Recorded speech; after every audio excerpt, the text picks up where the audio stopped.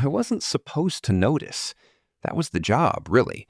Sit at the desk, hand out keys, don't ask questions about the guests. But the thing about working nights in a place like this, out here in the West Texas flatlands, where the nearest town is 40 miles of silence away, is that you start paying attention to things most people never would. Like which room's light comes on at 2:17 a.m. every single night, even when no one checks in. Delia hired me on a Tuesday. Cash. No formal application. She said she had been through 4 desk clerks in 8 months, and that the turnover was because young people have no patience for boredom anymore. I needed the money, and I wasn't going to argue with her logic. The Lonesome Star Motel had 12 rooms, a vending machine that hadn't worked since 2019, and a guest book that went back to 1974. Most nights, 3 or 4 rooms were filled. Truckers, travelers, the occasional couple who didn't want their names on a credit card statement. Delia showed me everything. The card machine, the spare linen closet, the master key hanging on a hook marked with a strip of red electrical tape. She showed me everything except room 9. "That one takes care of itself," she said. And then she went to bed. Boyd Teller checked in at 11 that first night. He'd been stopping at the Lonesome Star every few weeks for going on 6 years. He smelled like diesel and peppermint, and he talked like a man who had made peace with the road. He asked how long I had been working there. I said 3 days. He nodded slowly, like that explained something he was trying to work out. "You seen that light yet?" he asked. He wasn't looking at me when he said it. He was looking past my shoulder, out the window. I turned around. Room 9. Amber glow behind the curtains. I checked the board. Room 9's key was on the hook. "Nobody checked in there," I said. Boyd wrapped both hands tighter around his coffee. "No," he said. "They never do." Boyd went to his room. I sat back down at the desk and told myself there was a rational explanation. Maybe a lamp was left on. Maybe there was a short in the wiring. This was old construction, old wiring. Things happen. At 2:09 a.m., the light was off. I checked the parking lot camera feed on the small monitor. Nothing. Empty. A moth circling the exterior light above room 6 and nothing else moving. At 2:17 a.m., the light in room 9 came back on. I watched the camera. The parking lot in front of room 9 was empty. The door hadn't moved. No shadow crossed the window. The light simply appeared. I picked up my flashlight and walked to the door of the office, stood there in the dark and the dry heat, listened. No sound from room 9. No television. No voice. No movement. Just light where there shouldn't have been any.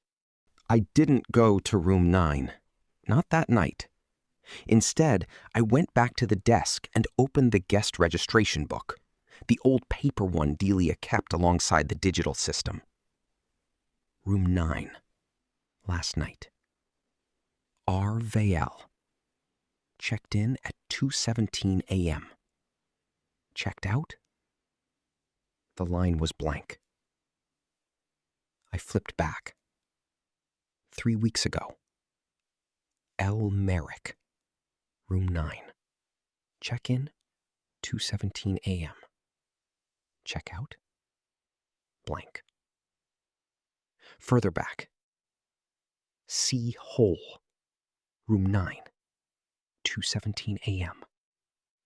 Blank. Every single entry for room 9, going back years, was in the same handwriting. Thin, careful cursive. The names changed. The handwriting never did. At 5:45 a.m., Delia came out of the back. She saw the guest book open on my desk. Something crossed her face. Not quite anger. More like a person who has seen a child touch something they were told not to touch. Put that away. she said. And don't read old entries. I caught Boyd before he left. He was loading his bag into the cab, and he didn't look surprised to see me walking toward him fast.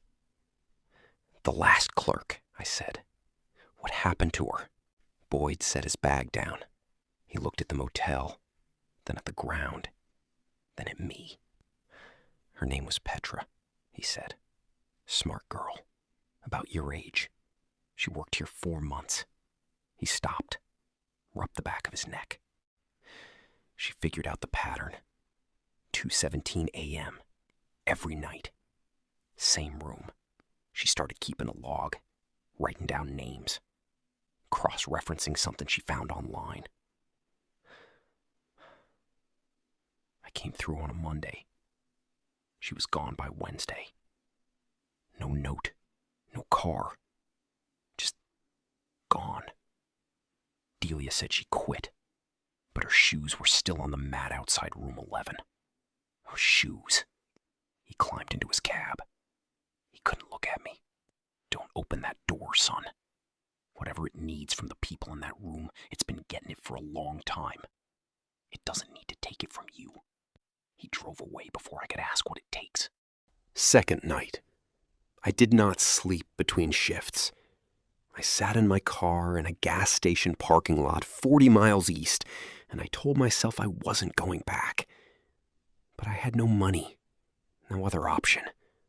So I went back. 2:11 a.m. I was watching the monitor.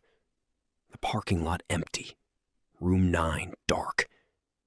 I told myself tonight would be different. I was paying attention now.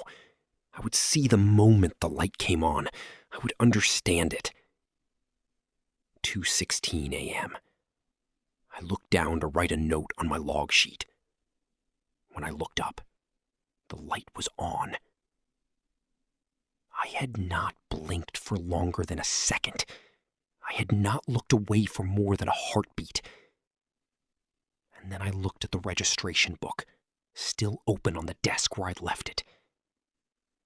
There was a new entry. Tonight's date.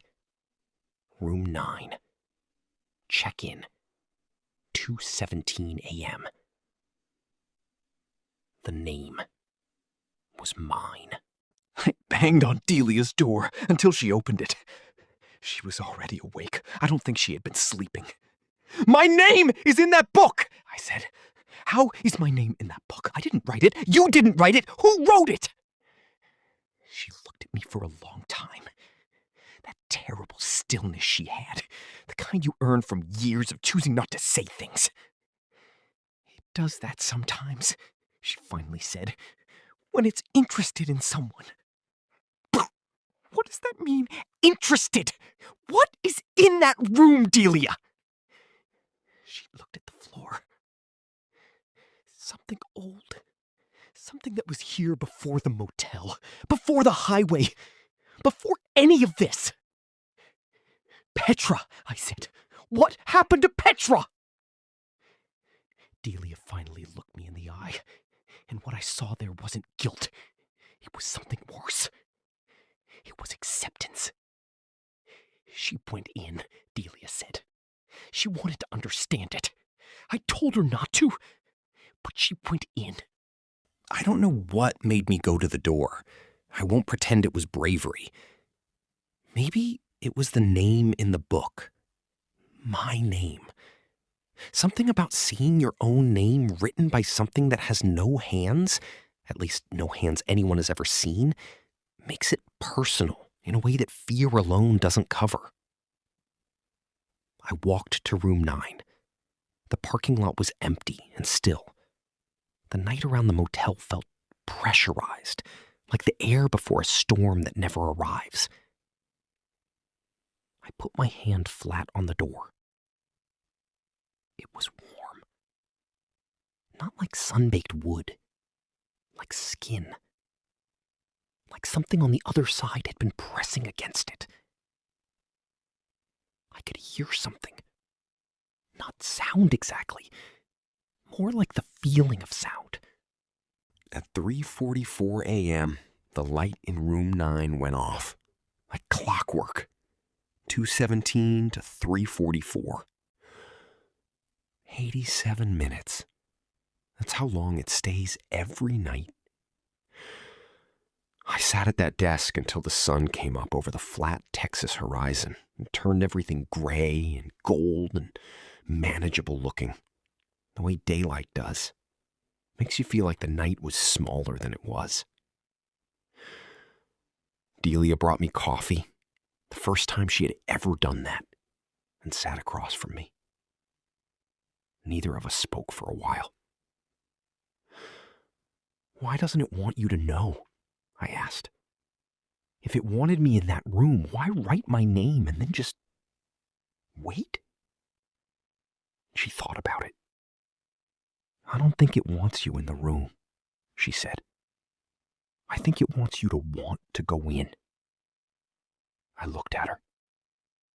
"That's different." "Yes," she said. "It is." I was going to quit. I had it decided. I was going to tell Delia at noon when she came out for her coffee, and then I was going to drive east and not look at this place again. But when I went to get my jacket from the hook by the keyboard, I found the card. Small, white, the same handwriting, tucked right beneath the room 9 hook. "Dear Marcus, you did well last night. Most of them opened the door. Petra opened the door. The ones before her opened the door. You didn't. That's why you're still here. Come back tomorrow night. Leave the key on the hook. Don't let the new ones open the door. You are useful to me. That is the best thing anyone at this desk has ever been." I stood there in the afternoon sun, holding that card, and realized something that I am still not sure how to live with. Whatever is in room 9, it doesn't want guests. It wants a desk clerk. It had been waiting for the right one. And I came back the next night. I don't fully know why. But the key is always on the hook, and I always make sure of it.